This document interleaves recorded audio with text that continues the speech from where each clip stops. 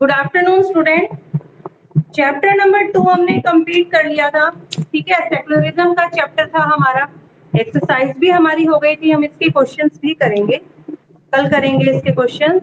आज हम करते हैं चैप्टर नंबर 3 जिसका नाम है द पार्लियामेंट्री गवर्नमेंट, यानी कि संसद की सरकार।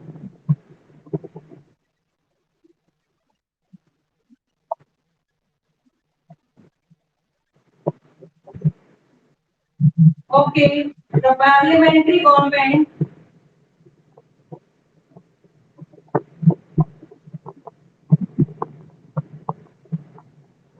Why and how. ये पार्लियामेंट्री जो गवर्नमेंट है वाई क्यों बनाई गई एंड हाउ, ये कैसे काम करती है, इसके बारे में आज हम बात करने वाले हैं। आप लोगों ने सुना होगा पार्लियामेंट के बारे में, संसद के बारे में आप जानते हैं कुछ? कितने बच्चों ने सुन रखा है पार्लियामेंट के बारे में? आप लोगों ने सुना होगा पार्लियामेंट में आज मीटिंग है, पार्लियामेंट में बहस हुई, लोकसभा में बहस हुई, राज्यसभा में ये डिसीजन लिया गया। सुना है ना आप लोगों ने? बेटा देखिए, जो आपकी पार्लियामेंट होती है ना, जो संसद होती है, वो 3 पार्ट्स में डिवाइड होती है। संसद के 3 पार्ट होते हैं। कौन-कौन से? एक सबसे लोअर पार्ट होता है, वो होती है आपकी लोकसभा। ठीक है? उससे जो अपर पार्ट होता है वो होता है राज्यसभा, और तीसरे होते हैं आपके प्रेसिडेंट। क्या मुझे कोई बताएगा कि आपके प्रेसिडेंट कौन है? Who is the president of India? बताइए। कोई भी नहीं? किसी को नहीं पता हमारे प्रेसिडेंट का नेम? रामनाथ कोविंद। ठीक है, हमारे प्रेसिडेंट का क्या नाम है? मिस्टर रामनाथ कोविंद। ये हमारे प्रेसिडेंट है, मीन्स राष्ट्रपति हैं। और जो राष्ट्रपति है उन्हें फर्स्ट सिटीजन यानी कि प्रथम नागरिक कहा जाता है। देश का सबसे पहला सदस्य जो होता है वो कौन होता है? हमारे जो देश का राष्ट्रपति है वो। ठीक है, अब लोकसभा कैसे बनती है आज हम इसी के बारे में चर्चा करेंगे। अभी आप ये देखते हैं, हम बात करते हैं कि why did India adopt the parliamentary government, कि इंडिया ने संसद की सरकार को क्यों अपनाया, उसके पीछे क्या रीजन था। देखिए, अब बुक निकालिए अपनी, page number C23। Why did India adopt parliamentary form of government? India ने पार्लियामेंट्री फॉर्म ऑफ संसदीय प्रकार की सरकार को क्यों अपनाया? कह रहे इंडिया ने क्या देखा, बहुत लंबा स्ट्रगल देखा है। जब ब्रिटिश लोगों ने यहाँ पर अपना अधिकार कर लिया था तो इंडियन लोगों को बहुत ज्यादा स्ट्रगल करना पड़ा। कई साल स्ट्रगल करने के बाद आखिरकार भारतीय लोगों ने इस स्वतंत्रता को प्राप्त किया। तो जो कॉन्स्टिट्यूशन को बनाने वाले लोग थे वो ये चाहते थे कि हमारे देश के अंदर जो बुराई है, मतलब सब जाति के लोग अलग अलग बिखरे हुए थे, ये सब जब एक हुए तो ही इन्होंने मिलकर हमारे राष्ट्र के लिए स्ट्रगल किया। वो सब इस चीज को जानते थे, तो संविधान मेकर ने पूरी पूरी कोशिश की कि वो इक्वालिटी को लेकर आए। उन्होंने हमें फंडामेंटल राइट भी दिया है, राइट टू इक्वालिटी का। देखिए, इंडिया अचीव इंडिपेंडेंस, इंडिया ने इंडिपेंडेंस यानी आजादी को प्राप्त किया आफ्टर अ प्रोलॉन्ग स्ट्रगल, एक बहुत ही प्रोलॉन्ग मतलब एक बहुत ही लंबे संघर्ष के बाद। The makers of the constitution, और जो संविधान को बनाने वाले लोग थे, were mostly heroes of the nation. वो क्या थे? हीरोज ऑफ द नेशन, देश के नायक थे वो। Who contribute was remarkable in the countries freedom struggle, जिन्होंने देश की आजादी के लिए एक बहुत ही महत्वपूर्ण कंट्रीब्यूशन दिया। जैसे डॉक्टर भीमराव अंबेडकर, पढ़ रखे हैं ना आपने ये सब नाम। ये एक बहुत ही रिमार्केबल आपके एक बहुत ही नेशनल हीरो थे, जिन्होंने देश के स्ट्रगल में काम किया। वो जानते थे कि लोगों को किन किन परेशानियों का सामना करना पड़ा, और उन्होंने ही हमारा संविधान बनाया। तो उन्होंने पूरी पूरी कोशिश की कि हमारे देश में डेमोक्रेटिक जो गवर्नमेंट को लाया जाए ताकि सब लोग समानता से चलें, हमारे देश की जो बुराइयां हैं वो दूर हों। और किन किन कारणों से ऐसा हुआ कि हमारा जो देश है वो ब्रिटिश गवर्नमेंट के अंडर आ गया, इन सब कमियों को वो दूर कर पूर्ण राष्ट्र को एक साथ लेकर चलना चाहते थे। They had a vision for India, India के लिए वो एक दृष्टि के बराबर थे। मतलब जैसा वो संविधान बनाएंगे हमारा इंडिया वैसा ही काम करेगा। जैसे जैसी हमारी नजर देख रही है हम वैसा ही काम कर रहे हैं नजर के अकॉर्डिंग। तो जैसा हमारा कॉन्स्टिट्यूशन दिखाएगा वो वैसा ही काम करेंगे, ठीक है। Moreover they presented the interest and the aspiration of India various community and the religion. इसलिए उन्होंने क्या किया, रिप्रेजेंट किया। किसको उन्होंने प्रदर्शित किया, इंटरेस्ट की आखिर लोगों के क्या क्या हित हैं, लोग क्या क्या चाहते हैं, and the aspiration of the Indian various communities, जो इंडिया के अलग अलग कम्युनिटी के जो लोग हैं, अलग अलग रीजन्स, अलग अलग क्षेत्रों में जो रहने वाले लोग हैं, उनकी क्या क्या इच्छाएं हैं और क्या क्या उनके इंटरेस्ट है, क्या चाहते हैं वो लोग अपने देश की गवर्नमेंट से, इन सब चीजों को उन्होंने रिप्रेजेंट किया। They opted for a parliamentary form of government, और उन्होंने ऑप्टेड कौन सा विकल्प चुना, पार्लियामेंट्री फॉर्म ऑफ गवर्नमेंट का उन्होंने ऑप्शन को चुना। बहुत सारे ऑप्शन थे उनके पास कि पार्लियामेंट्री फॉर्म बनाना चाहते हैं, किस टाइप की गवर्नमेंट बनाना चाहते हैं, तो उन्होंने पार्लियामेंट्री फॉर्म ऑफ गवर्नमेंट को चुना। The parliamentary system function on the principle of joint ministerial responsibility. जो संसद प्रकार की सरकार है वो कैसे काम करती है, ये प्रिंसिपल, और प्रिंसिपल का मतलब होता है सिद्धांत, ठीक है। और जो हमारे जैसे स्कूल के प्रिंसिपल, तो उसमें स्पेलिंग चेंज हो जाती है, जो पीछे आ रहा है ना LE, वो AL हो जाता है, वो प्रिंसिपल और इस प्रिंसिपल की स्पेलिंग में डिफरेंस है। तो कह रहे हैं जो पार्लियामेंट्री सिस्टम है वो कैसे काम करता है, किस सिद्धांत पर काम करता है, ज्वाइंट मिनिस्ट्रियल रिस्पॉन्सिबिलिटी, मतलब जो मिनिस्टर्स हैं वो मिलकर जिम्मेदारी उठाते हैं देश को आगे बढ़ाने की। In this, the president invite the leader of the party and or other parties having the support of Lok Sabha to form the government. ऐसे समय में जो president हैं, जो हमारे देश के राष्ट्रपति हैं, invite the leaders of the party, वो पार्टी के नेताओं को, जो representative हैं, जिन्होंने हमने जिनको चुना है, उन्हें बुलाते हैं and having the support of लोक सभा, ताकि वो लोक सभा को सपोर्ट करें और एक गवर्नमेंट का निर्माण करें। The reason why parliamentary system of the government was adapted in India, कुछ ऐसे रीजन कि किस कारण से भारत ने इस पार्लियामेंट्री फॉर्म ऑफ गवर्नमेंट को अपनाया। Those who framed the constitution of India, framed मतलब बनाना, वो लोग जिन्होंने भारत के संविधान को बनाया, were inspired by the British ideas of the parliamentary democracy, वो बहुत ही ज्यादा प्रभावित थे, किस आइडिया से, ब्रिटिश लोगों का आइडिया था संसदीय लोकतंत्र का। ब्रिटिश लोगों के पास पार्लियामेंट्री डेमोक्रेसी थी और वो उससे बहुत ज्यादा प्रभावित थे कि जब हम आजाद होंगे तो हम भी इसी प्रकार की गवर्नमेंट को बनाने वाले हैं। Number 2, the makers of the constitution, जो संविधान को बनाने वाले लोग थे, were well known acquainted with the working of the parliamentary institution set up in India under the Act of 1999 and 1935। और जो बेटा ये जो पार्लियामेंट्री फॉर्म ऑफ गवर्नमेंट थी, इसके बारे में वो अच्छी तरीके से जानते थे, क्योंकि पार्लियामेंट्री फॉर्म ऑफ जो इंडिया के जो पार्लियामेंट्री सिस्टम था, जब ब्रिटिश लोग यहाँ पर थे तो उन्होंने बहुत सारे इंस्टीट्यूशन यहाँ पर बनाए थे, सेटअप किए थे इंडिया में। एक एक्ट आया था 1919 में और 1935 में, उसके अनुसार उन्होंने यहाँ पर संसद को इंट्रोड्यूस किया कि किस प्रकार वो अपनी सरकार का काम चलाना चाहते हैं। तो भारतीय लोगों ने उनसे सीखा क्योंकि उनके वहां पर इंडियंस लोग भी काम करते थे, तो वो संविधान बनाने वाले जो लोग थे वो उससे अच्छी तरीके से परिचित थे कि इस प्रकार की गवर्नमेंट में क्या क्या होता है और ये गवर्नमेंट किस प्रकार काम करती है। Number 3, the parliamentary system is based on the principle of responsibility. जो पार्लियामेंट्री सिस्टम है वो मुख्य रूप से किस पर आधारित होता है, प्रिंसिपल ऑफ रिस्पॉन्सिबिलिटी, मतलब जिम्मेदारी के सिद्धांत पर निर्भर है। मतलब जो लोग चुने जाएंगे अब उन्हीं की जिम्मेदारी है देश के शासन को चलाना। द काउंसिल्स ऑफ मिनिस्टर, जो मंत्री परिषद है, is collectively responsible to the Lok Sabha, वही पूर्ण रूप से जिम्मेदार होती है लोकसभा के लिए। आप देखिए ना, मेजोरिटी के बारे में हमने क्लास 7 में पढ़ा था, जो पार्टी मेजोरिटी में होती है वही सरकार बनाती है और उसी के ही लोग मिनिस्टर, जो मिनिस्ट्री है वो संभालते हैं।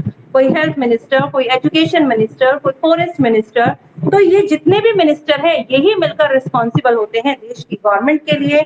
The Lok Sabha consist of elected members, Lok Sabha में सभी चुने हुए व्यक्ति होते हैं जिन्हें हमने वोट डालकर अपने रिप्रेजेंटेटिव के रूप में चुना। जब हमने लास्ट क्लास 7 में बात की थी तो हमने स्टेट लेजिस्लेचर के बारे में बात की थी। उसमें जो चुने हुए व्यक्ति आए उन्हें क्या कहा था हमने, MLA कहा था ना। MLA मतलब मेंबर ऑफ लेजिस्लेटिव असेंबली। लेकिन जब वो लोग संसद में आते हैं तो उन्हें कहा जाता है MP, मेंबर ऑफ पार्लियामेंट। क्या कहा जाता है बेटा उन्हें? MPs, member of parliament.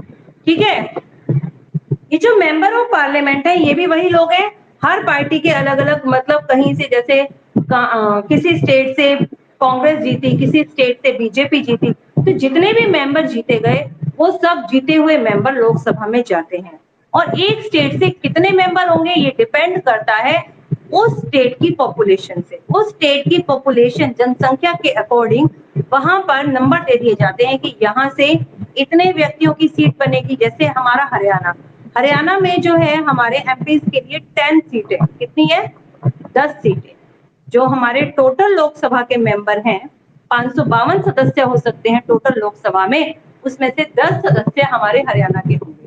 तो हरियाणा का जो पूरा एरिया है उसे 10 जो है कॉन्स्टिट्यूएंसीज में डिवाइड कर दिया जाता है, 10 निर्वाचन क्षेत्र बना दिए जाते हैं और हर क्षेत्र से एक व्यक्ति चुनकर आता है। इस प्रकार से वो जो 10 व्यक्ति हैं वो लोकसभा के मेंबर बन जाते हैं। ठीक है, स्टेट लेजिस्लेटिव असेंबली के चुनाव अलग होते हैं और ये अलग होते हैं। आगे देखिए, the Lok Sabha consist of elected members, therefore there is no scope of the government becoming a autocratic and the establishment of dictatorship. कह रहे हैं क्योंकि यहाँ पर सारे चुने हुए व्यक्ति हैं, इसलिए उनके पास कोई स्कोप नहीं होता कि ये गवर्नमेंट कैसी बने, ऑटोक्रेटिक बने, मतलब निरंकुश बने, मतलब अपनी इच्छा के अनुसार कुछ भी करती रहे। ऐसा नहीं हो सकता क्योंकि हम लोगों ने ही तो उन्हें चुनकर भेजा है। हम लोग उन पर उंगली उठा सकते हैं, आपने ये काम कैसे किया। लोग कई तरीकों से अपने विरोध को बता सकते हैं। ठीक है, एस्टेब्लिशमेंट ऑफ डिक्टेटरशिप, या फिर वो तानाशाह को अपनाए। तानाशाह में एक ही व्यक्ति जो होता है ना, वो तानाशाही से पूरा शासन करता है, जो उसने कह दिया वो अंतिम फैसला। लेकिन हमारी कंट्री में ऐसा नहीं है। कह रहे तो गवर्नमेंट अपने आप को डिक्टेटरशिप भी नहीं बना सकती यहाँ पर और ना ही ऑटोक्रेटिक बना सकती है, क्योंकि उसे तो काम करना है लोगों के हितों के लिए, क्योंकि लोगों ने ही तो उन्हें चुनकर आगे भेजा है और लोगों के पास पूरी पावर है। अगर वो उन्हें सीट पर बिठा सकती है तो वो उन्हें सीट से हटा भी सकती है। ठीक है, आगे देखिए, अब हटाएगी कैसे उन्हें सीट से, उसके पीछे भी कोई रीजन हो सकता है। ऐसे तो नहीं हम कहें कि हम इससे सहमत नहीं है, हटा दो। मैंने बोला कि मैं इस एमपी से सहमत नहीं हूँ, इसे हटाओ, ऐसा तो नहीं हटेगा। उसके लिए बेटा हमें एक मोशन पास करना पड़ता है जिसका नाम होता है नॉन कॉन्फिडेंस मोशन, मतलब अविश्वास पत्र। अविश्वास पत्र जब हम पारित करते हैं तो पूरी की पूरी गवर्नमेंट जो है वो खत्म हो जाती है। और अविश्वास पत्र कब पास होता है? जब 50 से ज्यादा मेंबर इस के अंदर जो है ना वो करें, मतलब 50 से भी बहुत ज्यादा मेंबर इसमें करें कि मतलब ये गवर्नमेंट हटानी है, उसके विरोध में बात करें, तब ऐसा होता है। 50% से भी ज्यादा। देखिए पॉइंट नंबर 4 में यही डिस्कशन है। There are several method by which the parliament exercise control over the minister. कह रहे ऐसे कई सेवरल मेथड, कई ऐसे मेथड्स हैं जिसके द्वारा पार्लियामेंट जो है वो कंट्रोल करती है मिनिस्टर्स के ऊपर, कि मिनिस्टर्स कैसे काम करेंगे, उन पर पूरा नियंत्रण रखती है। द क्वेश्चन आर, देखिए पता ही चल रहा है, क्वेश्चन आर, क्वेश्चन मतलब प्रश्न करना, और मतलब घंटा, मतलब जब लोकसभा में कोई भी मीटिंग होती है तो जिसका कोई भी नया बिल आता है ना तो फर्स्ट होता है क्वेश्चन आर। क्वेश्चन आर मतलब उसके अंदर जो भी नया नियम बनाया जा रहा है उससे रिलेटेड, या फिर देश के अंदर कोई भी बुराई फैल रही है, कोई भी अव्यवस्था हो रही है, तो उसको लेकर क्वेश्चनिंग आर होता है। मतलब जो अपोजिशन पार्टी के सदस्य हैं वो क्वेश्चन पूछते हैं, क्योंकि उन्हें भी पूरा पूरा अधिकार है कि गवर्नमेंट कैसे काम कर रही है उसके बारे में वो पूरी जानकारी करें। तो क्वेश्चनिंग आर में वो क्वेश्चन पूछते हैं, और जो पार्टी ने सरकार बनाई है उसकी भी ये पूरी पूरी जिम्मेदारी है कि वो उनके क्वेश्चन को आंसर ऐसे दे कि वो लोग उससे सेटिस्फाइड हो। ठीक है, देखिए, the question hour is an important mechanism through which the member of parliament can seek the information on the matter of public importance. कहने तो क्वेश्चन आवर है एक बहुत ही इंपॉर्टेंट पार्ट है, क्योंकि इसके द्वारा ही जो पार्लियामेंट के जो सदस्य हैं कैन सीक इंफॉर्मेशन, वो इंफॉर्मेशन को प्राप्त कर सकते हैं। कौन सी information? On matter of the public importance, कि पब्लिक के लिए क्या क्या इंपॉर्टेंट है। मैटर्स ऑफ पब्लिक, जो लोगों के लिए काम हो रहा है उसके बारे में पूरी की पूरी जानकारी उन्हें मिल सकती है। At time, इसी समय पर the failure of the government are also exposed during the question hour, और क्वेश्चन आवर के द्वारा, क्वेश्चन आवर के समय के अंदर ही गवर्नमेंट की फेलियर भी सामने आ जाती है। मतलब मिनिस्टर्स अलग अलग क्वेश्चन कर रहे हैं, एमपीज अलग अलग क्वेश्चन कर रहे हैं, और अगर गवर्नमेंट उनका आंसर नहीं दे पा रही है तो वो गवर्नमेंट क्या हो रही है, क्वेश्चन का आंसर देने में फेल हो रही है, मतलब वो अपने काम को सही से नहीं कर पा रही है। ठीक है, द अपोजिशन में move a non confidence motion. तो ऐसे में जो अपोजिशन पार्टी के सदस्य हैं, एक पार्टी ने तो सरकार बनाई, वो मेजोरिटी पार्टी हो गई, और जिन पार्टी के बाकी जो डिफर डिफर पार्टी के एमपीज हो गए वो सब अपोजिशन में आए, जो कि गवर्नमेंट का हिस्सा नहीं है इस वक्त। ठीक है, move a non confidence motion, वो अविश्वास पत्र को पारित करते हैं against the council of minister, मंत्री परिषद के द्वारा। If a motion is pass, यदि वो मोशन पास हो गया, 2/3 से ज्यादा लोग, 50% से भी ज्यादा लोग सहमत हो गए इस बात पर कि इनका काम ठीक से नहीं चल रहा, इन्हें यहाँ से हटाना चाहिए, रिमूव करना चाहिए, the government has to resign, तो गवर्नमेंट को रिजाइन देना ही पड़ता है, क्योंकि उनके खिलाफ नॉन कॉन्फिडेंस मोशन पास हो गया। अब वो कुछ भी कर लें, कैसा भी कर लें, अब वो जो है सत्ता में नहीं रह सकते, उन्हें हर हालत में वहां से रिजाइन देना ही होगा, सरकार गिर जाएगी और नेक्स्ट टाइम फिर से सरकार के इलेक्शन हो जाएंगे। मीनिंग ऑफ पार्लियामेंट, पार्लियामेंट का मतलब क्या है? आपने पार्लियामेंट हाउस देखा? ये आपकी बुक में पिक्चर बन रहा है पार्लियामेंट हाउस का, देख रहे हैं आप? ये पिक्चर बना हुआ है पार्लियामेंट हाउस का। The union legislature in India is called parliament. जो यूनियन लेजिस्लेचर है, आपने स्टेट लेजिस्लेटिव असेंबली तो देखी थी, ठीक है, उसका भी पिक्चर देखा था कि एक बीच में स्पीकर था और चारों तरफ लोग बैठे थे राउंड राउंड शेप में, ऐसे वो तो आपकी स्टेट लेजिस्लेचर असेंबली थी। ऐसे ही जब यूनियन लेजिस्लेचर होता है इन इंडिया में, उसे पार्लियामेंट कहा जाता है, मतलब जो संघ विधायिका है, वो तो स्टेट विधायिका थी, ये संघ विधायिका है, इसे ही पार्लियामेंट कहा जाता है।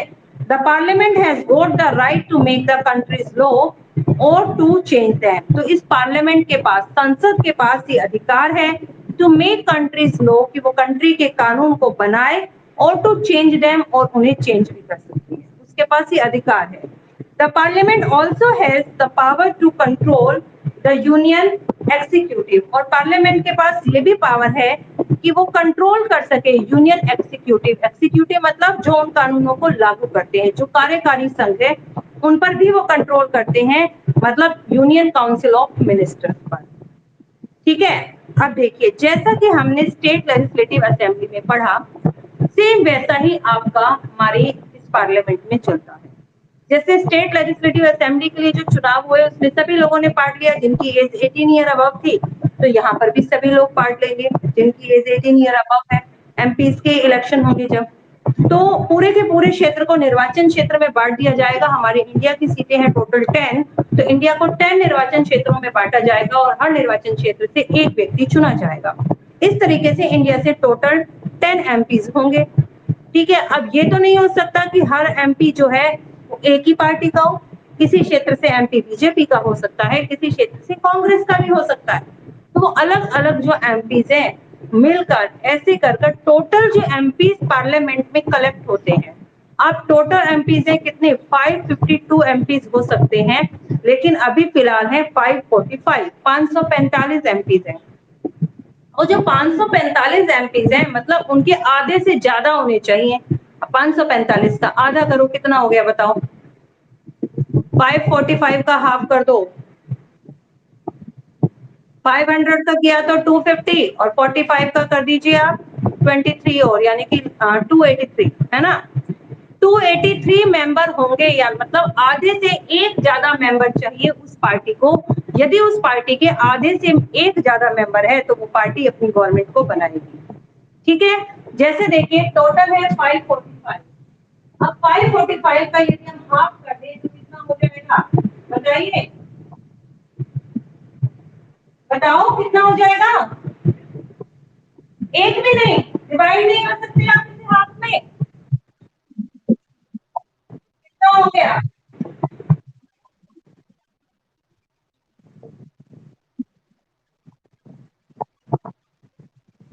2.5, 273, आधे से ज्यादा हो गई, हो गया ना? तो अगर उसके पास 273 या उससे अबव मेंबर है, तभी तो वो गवर्नमेंट को बनाएगा। ऐसा ही हमारा स्टेट लेजिस्लेचर असेंबली में था।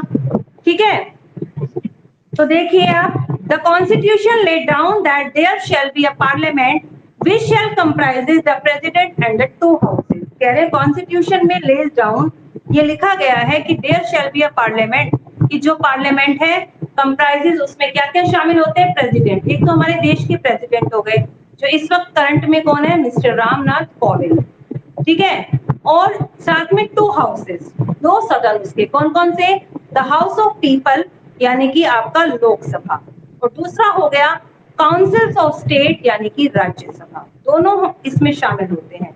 लोकसभा जो है वो आपका लोअर पार्ट है, जो राज्यसभा है वो अपर पार्ट है, और उससे ऊपर है प्रेसिडेंट। मान लीजिए कोई भी कानून को बनाना है, कोई भी एक कानून बनाना है, तो ऐसा नहीं कि वो लॉ बन गया, ऐसा नहीं कि वो लॉ बन गया। अब लॉ बनने के लिए क्या चाहिए, उसे परमिशन चाहिए, जब तक वो लॉ नहीं बनता उसे बिल कहा जाता है। क्या कहा जाता है, बिल। ठीक है, ये एक विधेयक होता है, मीन्स सबसे पहले जब एक याचिका लेकर आई जाती है, एक पेटिशन लेकर आई जाती है लोकसभा में कि हमें इस बिल को पास करवाना है, मीन्स हमें इसको कानून बनाना है, तो वो जो लेटर है वो आपके लोकसभा में आता है सबसे पहले, नीचे के सेक्शन वो आता है, तो फिर अब उसके ऊपर उसकी एक एक कॉपी कर सभी एमपीज को बांट दी जाती है, सभी एमपीज को बांट दी, अब सभी उस पर पढ़ते हैं, डिस्कशन करते हैं, और लोग उस पर सहमति देते हैं कि कितने लोग उसके फेवर में हैं और कितने फेवर में नहीं है। अब देखा जाता है कि यदि 50% लोग उसके फेवर में होते हैं तो उसे अपर सेक्शन में भेज दिया जाता है। 50% व्यक्ति यदि उसके फेवर में है तो क्या होता है कि वो बिल जो है लोकसभा से पास हो गया, लेकिन अभी भी वो लॉ नहीं बना। लॉ कब बनेगा, अब वो जाएगा अपर सेक्शन में, कहां पर, राज्यसभा के अंदर। अब राज्यसभा के अंदर उस पर डिस्कशन किया जाएगा, उसको देखा जाएगा, लेकिन अगर राज्यसभा उसको अपने पास 14 दिन तक रोक सकती है, 14 डेज। लेकिन अगर राज्यसभा को लगता है कि इसमें कुछ कमी है, लोकसभा को इसे चेंज करना चाहिए, तो वो उसे वापस लोकसभा में भेज देती है। अब लोकसभा में वापस उस पर डिस्कशन होता है, अगर उन्हें लगता है कि ये हमें इस पे थोड़ा बहुत चेंज करना चाहिए, यहाँ पर कमी है, तो वो लोग करेक्ट करते हैं, लेकिन अगर उन्हें लगता है ये ठीक है तो उसे वापस वो राज्यसभा में भेज देते हैं। अब जब वो वापस राज्यसभा में आ गया तो उन्हें उसे पास करना ही पड़ता है, क्योंकि राज्यसभा क्योंकि लोकसभा के अंदर जो मेंबर थे वो तो लोगों के रिप्रेजेंटेटिव हैं, जो लोगों के हाफ से ज्यादा रिप्रेजेंटेटिव उसको सपोर्ट कर रहे हैं, तो ऐसे में राज्यसभा को उस पर सिग्नेचर करना पड़ता है। सिर्फ 14 डेज के लिए ही वो उसे रोक सकती है कि उसके ऊपर दोबारा से डिस्कशन हो सके। अब राज्यसभा ने भी उस बिल को देख लिया, बिल अभी भी लॉ नहीं बना। अब तीसरा कौन बच गया, दोनों हाउसेज हो गए, और कौन कौन शामिल है, प्रेसिडेंट।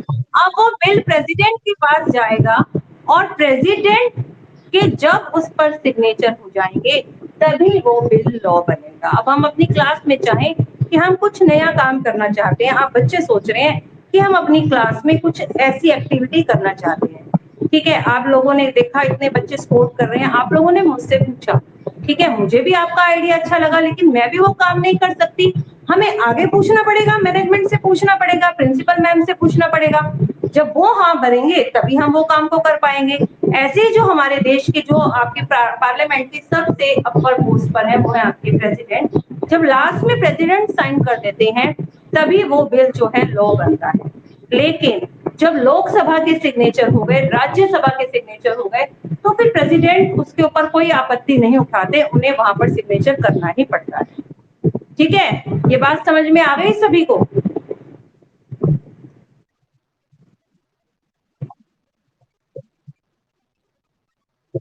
किसने सिग्नेचर नहीं किया बेटा, तो दोबारा बोलो।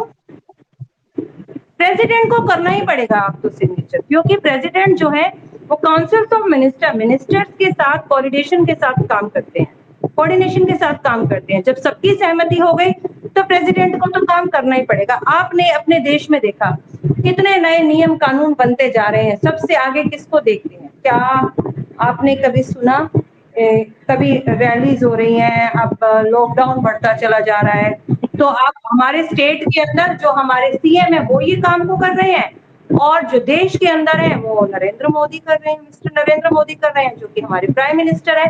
क्योंकि बेटा उनकी पावर काफी ज्यादा है, चाहे वो प्रेसिडेंट से छोटी पोस्ट पे हैं, लेकिन वो बहुमत प्राप्त दल के नेता हैं, leader of the majority party हैं, उनके पास काफी पावर है।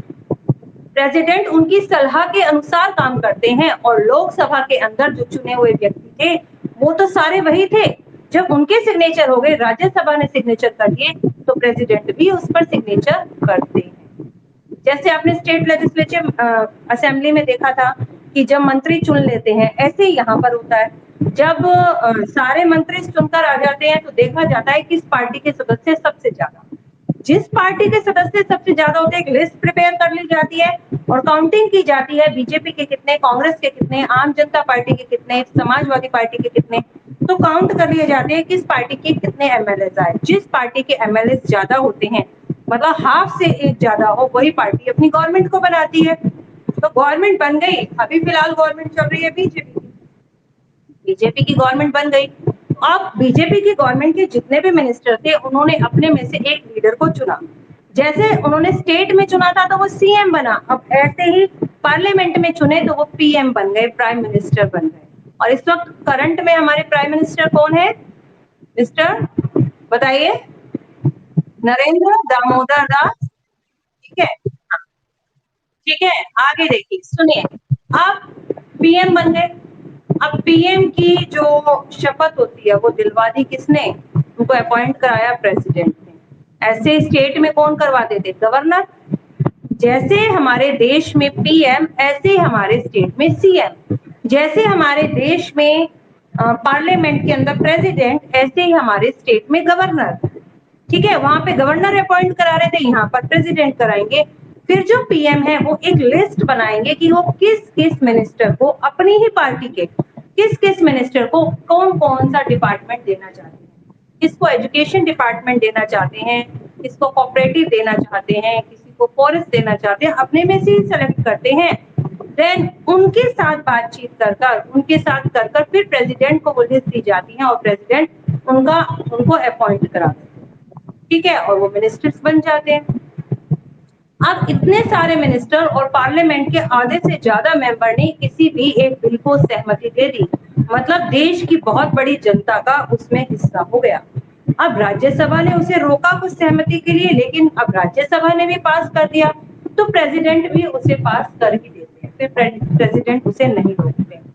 अब बताइए, किसी को कोई कंफ्यूजन? चलिए, इसमें थोड़ा सा 2-3 लाइनें और बची हैं, इसे पढ़ते हैं हम। The Constitution lays down there shall be a parliament which shall be comprises president and 2 houses. हम पढ़ चुके हैं ये, the house of people and the house of state. ठीक है, the union parliament is thus incomplete without the president. कहते हैं union जो पार्लियामेंट है, जो केंद्रीय संसद बनती है, वो इनकम्प्लीट रहती है विदाउट द प्रेसिडेंट। यदि प्रेसिडेंट नहीं तो पार्लियामेंट्री जो संसद बनी वो कंप्लीट नहीं होती। Although the president does not sit the parliament, जबकि जो प्रेसिडेंट है वो तो पार्लियामेंट में बैठते ही नहीं, उनका तो एक अलग से ऑफिस होता है। ही या शी, मेल भी हो सकते हैं, फीमेल भी हो सकते हैं, में एड्रेस अदर हाउस, वो एक दूसरी ऑफिस में बैठते हैं। या बोथ हाउसेज में send the message to the parliament, दोनों ही हाउसेज वहां से उनके पास मैसेजेस भेजते हैं। Moreover a bill pass by a parliament, जब कोई एक बिल पास हो जाता है पार्लियामेंट में, can not become a law, वो तब तक लॉ नहीं बनता विदाउट द प्रेसिडेंट असेस, जब तक कि प्रेसिडेंट उस पर असेस नहीं करते, उस पर सिग्नेचर नहीं कर देते, तब तक। क्लियर है सभी को? सभी को क्लियर है बच्चों? बताइए, क्लियर है सभी को? कोई प्रॉब्लम? चलिए, अब मुझे ये बताइए, थोड़े से ही क्वेश्चन है आपके, 8-10 ही क्वेश्चन है, छोटे छोटे, चैप्टर नंबर 2 में।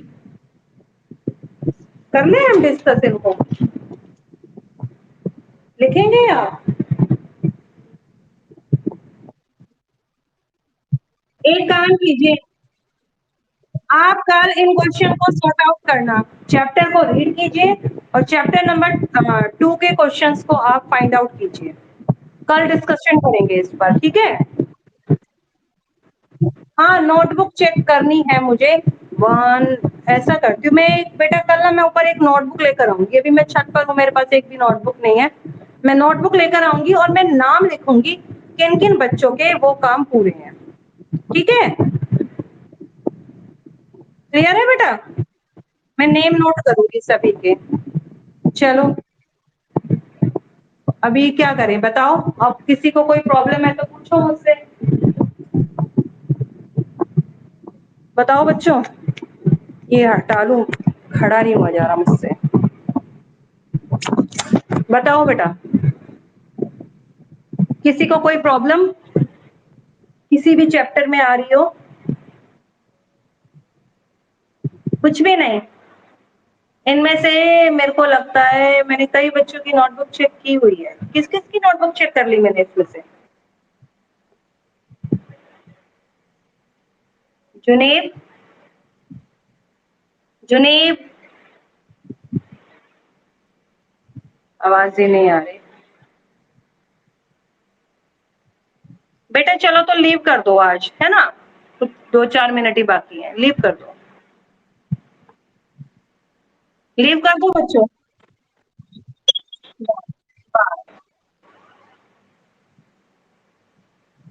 खुशबू और हिमांशु लीव कर दो बेटा। लीव करो खुशबू। खुशबू लीव करो क्लास। खुशबू क्लास लीव करो।